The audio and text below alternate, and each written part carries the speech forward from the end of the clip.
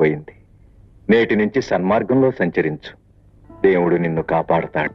దేవుడు కూడా నయం చేయలేని రోగాన్ని కేవలం మీ చేతి స్పర్శతో నయం చేశారు.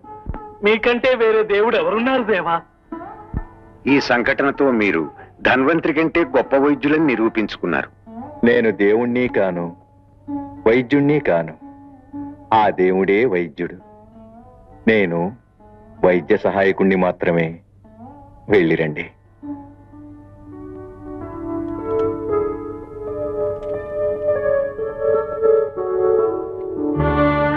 నువ్వు వెళ్ళలేదే?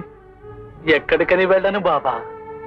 రాముడున్నదే అయోధ్య, శివుడున్నదే కైలాసం, మీరున్నదే పవిత్ర పుణ్యక్షేత్రం. తమరు అనుమతిస్తే మీ పంచనే పడి ఉంటాను ప్రభు. అల్లా